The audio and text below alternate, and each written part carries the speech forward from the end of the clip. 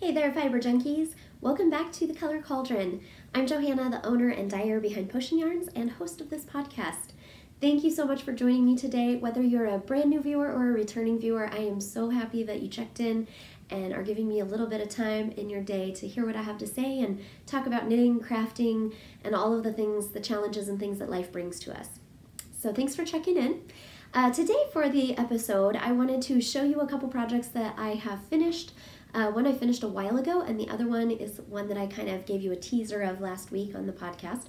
And then I wanted to talk a little bit about change.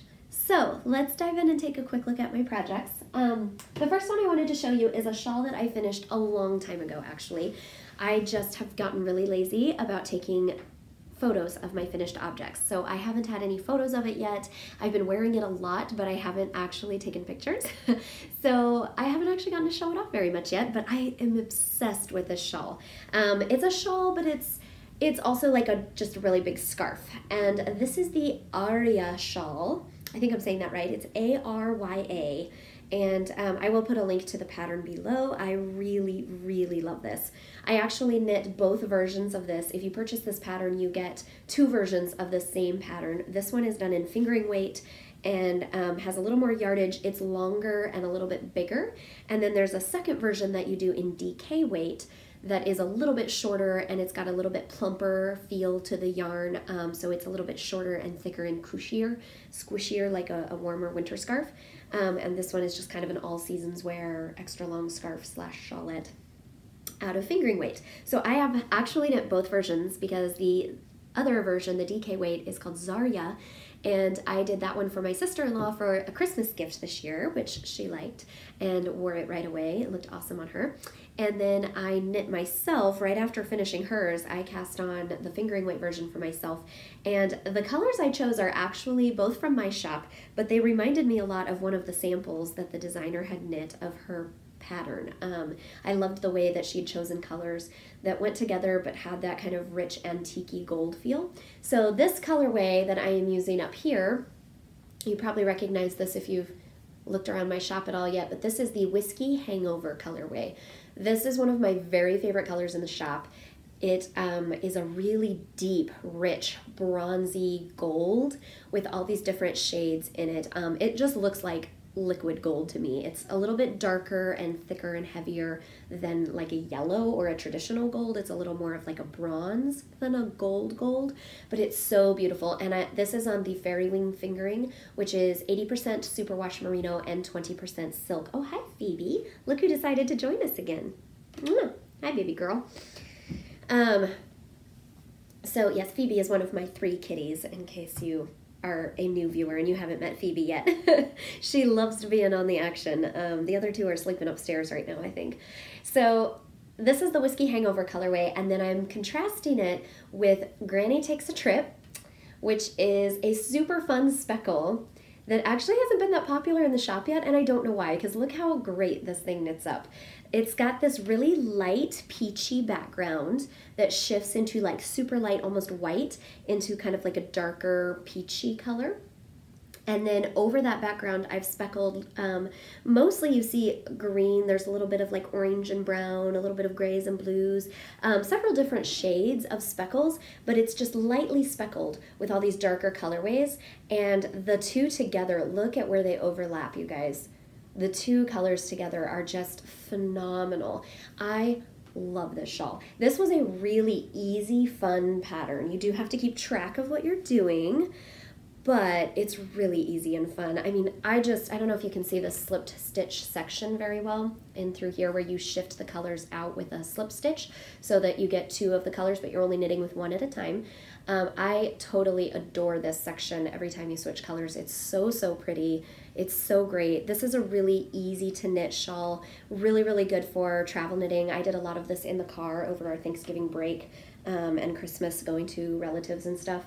And I love it. I think I finished it around a little after Christmas, and I still haven't gotten photos of it, and now it's March, almost St. Patrick's Day. So well done, Joe. Way to be on top of those project photos. But I love it, and I really wanted to share it with you guys because it's so pretty. So are you ready? for the sneak peek of the test knit I've been doing. I'm so stoked to show this to you guys. I mentioned on the podcast last week that I have been test knitting a shawl for a new designer. She's already got a couple patterns out, but her shawl pattern is launching, I believe it is March 25th, so it should be about a week from the launch of this podcast.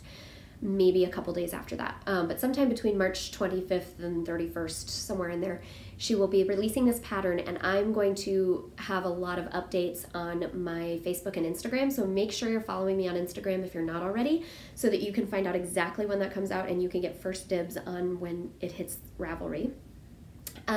So I am so excited about this shawl.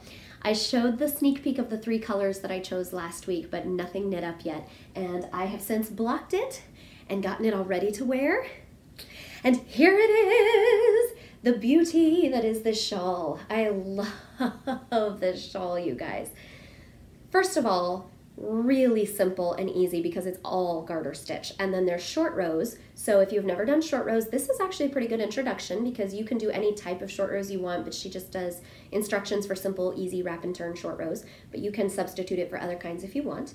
I am obsessed with the way that she has these really awesome like geometric panels coming through here to show off the different colors and how they interact. I love the little stripes separating everything out and the way that these yarns interact and play across this canvas. And then you'll notice down here on this end you get a nice bigger section of that contrast stripy color, which is just so pretty.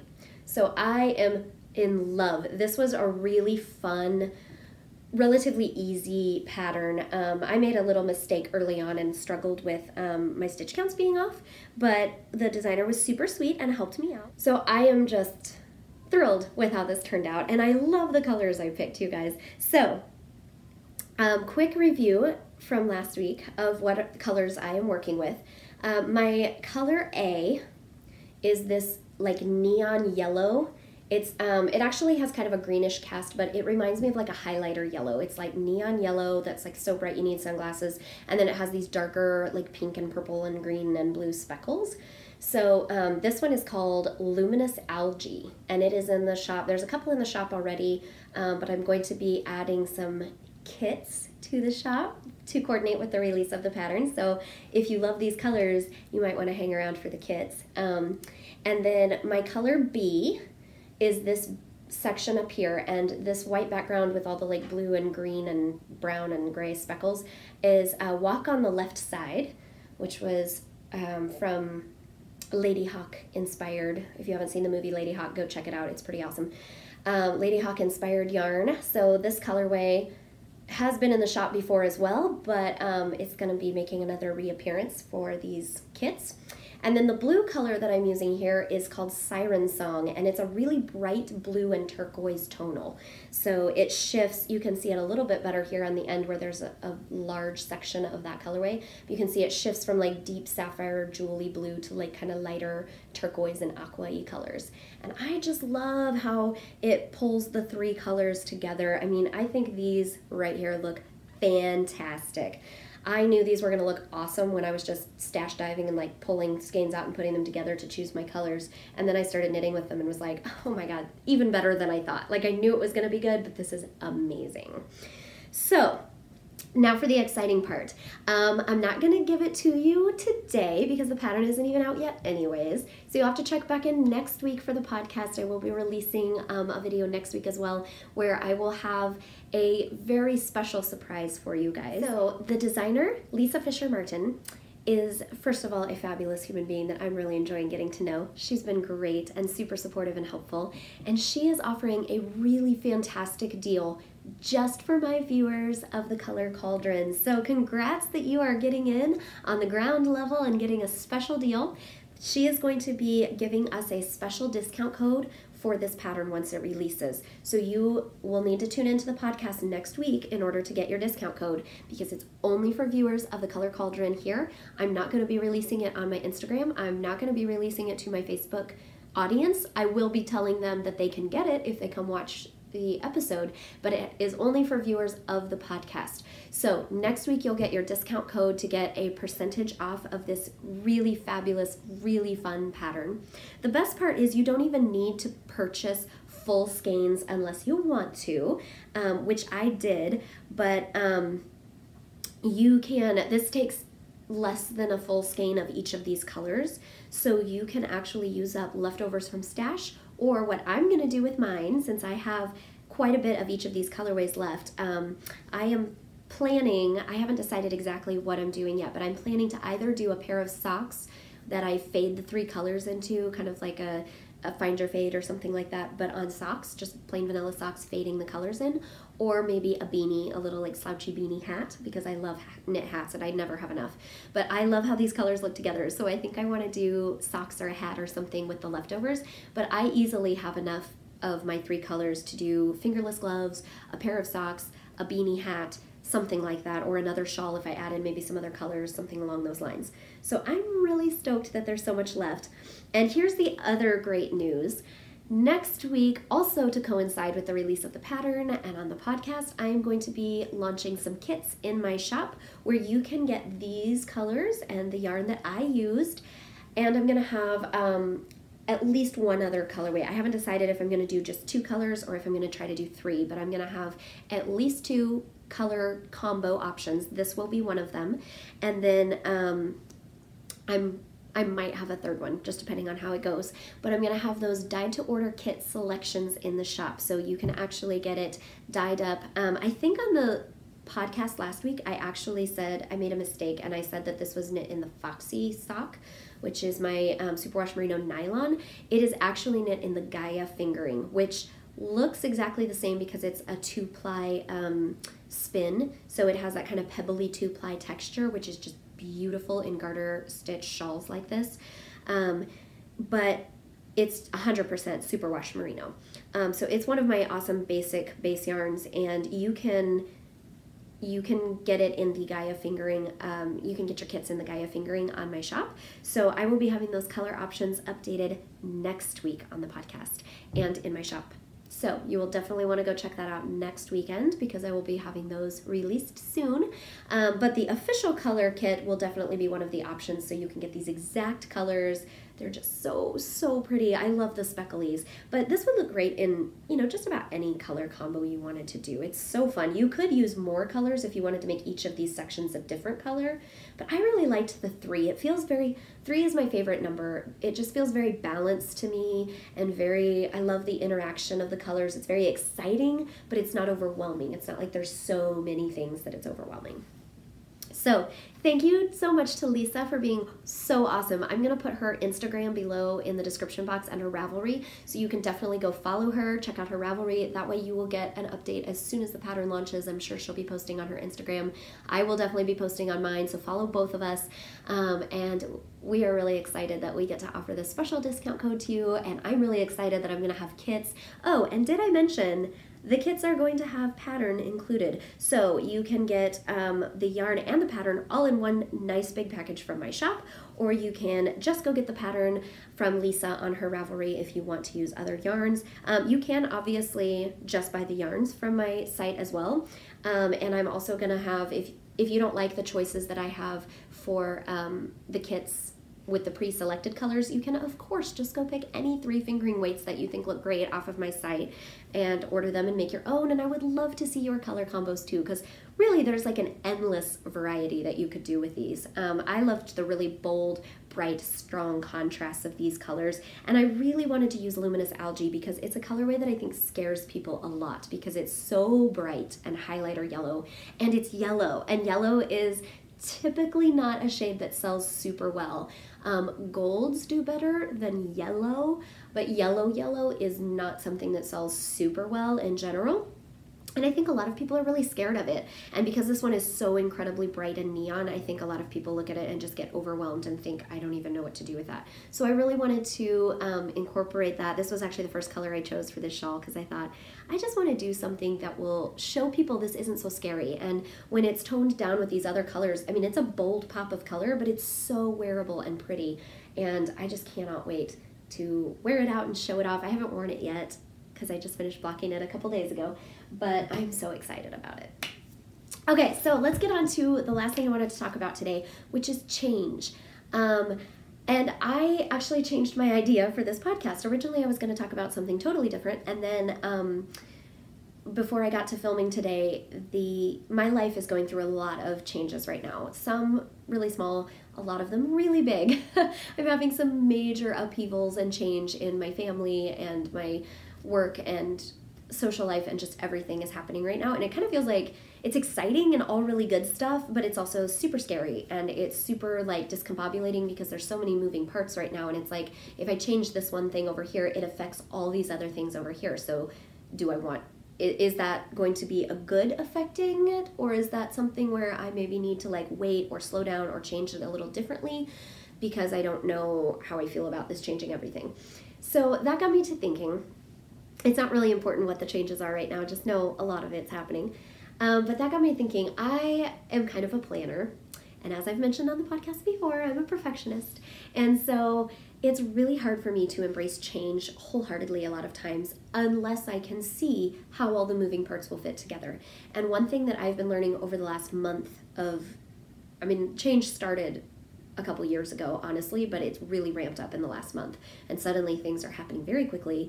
A lot of stuff is happening that's totally out of my control. And then there's other stuff that is like 100% in my control. And I have to make decisions about how I'm going to go with this change and what I'm going to do. And it's terrifying when I can't know for sure how my choices are going to affect the outcome right now. And so I'm learning a lot about not planning too terribly much, not stressing about the things I can't control, and just trying to take one step at a time, put one foot in front of the next. And with that, I am also learning that it is not a mark of failure on my part if I change plan or I change direction in the middle of something. I tend to be very loyal, and sometimes that means I don't know when to let go. I don't know when to let go of my original idea, and I oftentimes feel like letting go of the original idea is giving up or is cheating or settling for less than awesome. And what I'm learning is that my original idea isn't always the best one. It's not always the one I need to go with.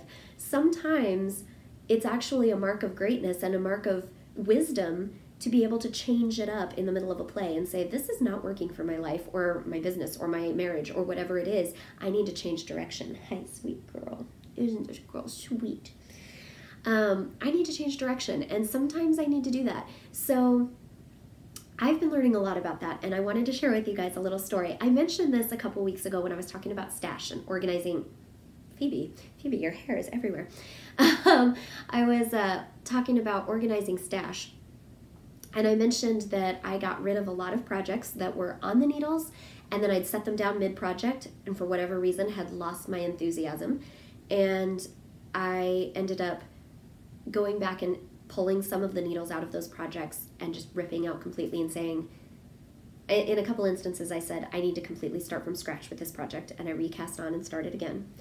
But I had several projects that were like, I'm not ever going to do this with this yarn. Either this pattern, I don't like at all, so I don't want to knit it, or this pattern is great, but I hate it with this yarn. We need to just break these two up. These two need to get divorced and try the pattern with something else. So one of the things that I did that with was the Sugar Maple Tea, which is by Karina Spencer, who's one of my other favorite designers. She's another local Kansas Cityan like me. I love supporting my local KC people, so go check her out. I'll put a link to her pattern below, the Sugar Maple Tea. It's really cute. And if you look at the pattern page, you'll see that it's designed to go with like ombre or gradient yarns. You can also use self-striping.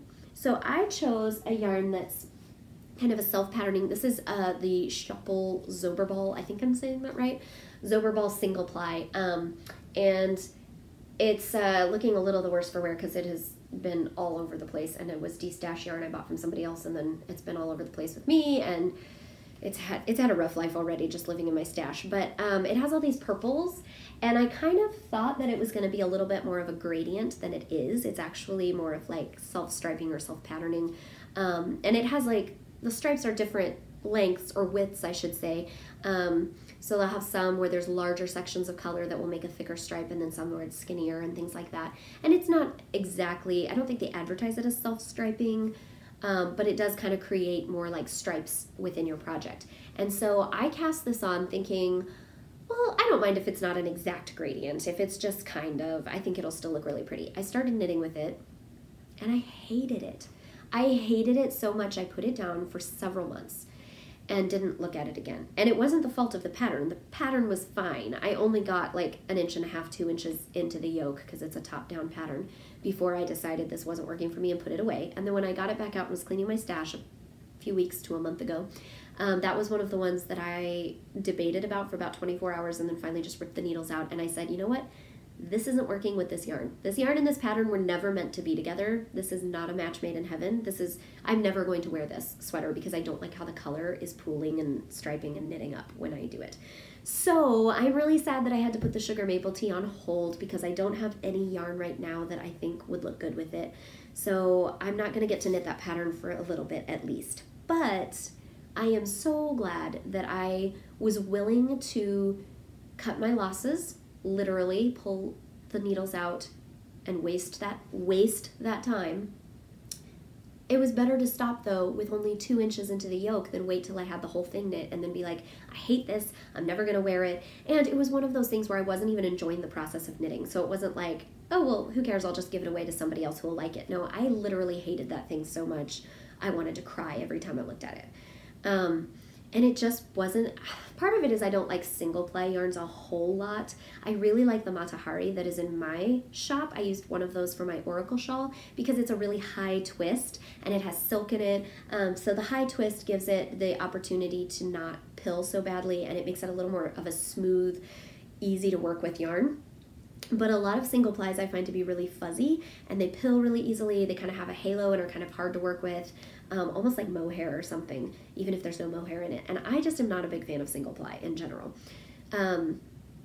So I think that's part of it, is this single ply that I'm working with is not super high twist or super sleek like the one in my shop.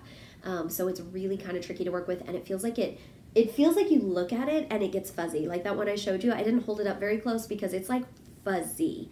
And I was like, I haven't even started knitting with that one. The ball that I was knitting from is in even worse shape, is upstairs in stash again, because I'm trying to decide if I want to keep it at all or just give it away.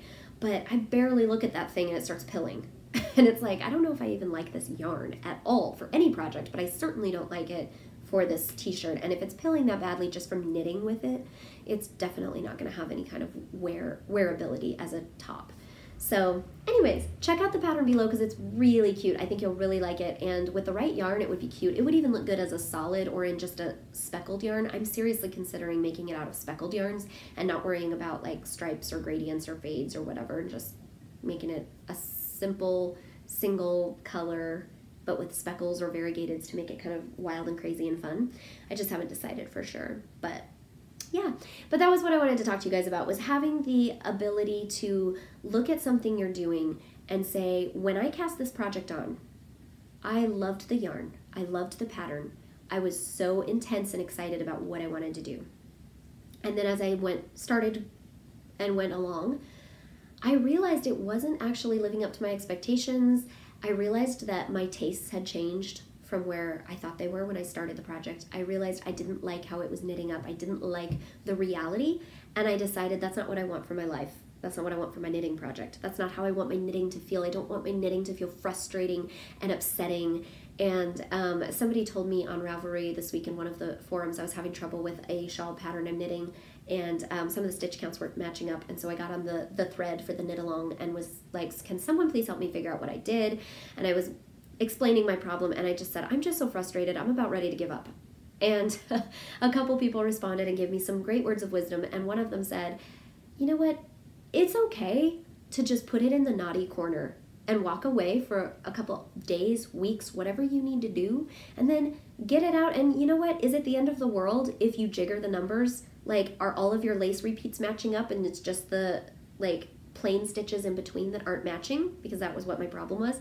And she was like, so who cares if one side is a little off? If you really care, then yes, rip it back and do it right. But if you don't care, if you're not going to notice that much, who cares? Nobody's going to come around and be the knitting police and smack you on the wrist because you had 6 stitches between your lace repeats instead of 10 or whatever. And I was like, you know what, you're right. It will stress me out more to keep going back over and over and over because I'd already ripped several times and reknit. It'll stress me more to do that than to just jigger the numbers and keep going. So that's what I did, and I'm super happy, and you can't even tell. I'm a couple rows down and can't even tell. But just her reminding me that it's okay to put something in the naughty corner, and then it's okay to like tell it who's boss and just say, I don't like that this is working out this way. I'm going to change what I'm doing. I'm going to change the pattern. If I don't like the way the designer wrote it, I'll change it. It's my knitting. I can do what I want. And that is giving me a lot of freedom. This is why I love knitting and fiber arts, you guys, because there's so many things about my knitting that have affected my life in general. I'm learning. I'm a very rigid person who doesn't like change. I resist it at all costs, and I go through it with my feet down and getting pulled through change if I absolutely have to. And I'm starting to learn that's not the healthiest way to approach it. And change is actually really exciting and good. It's proof that you're alive and growing, right?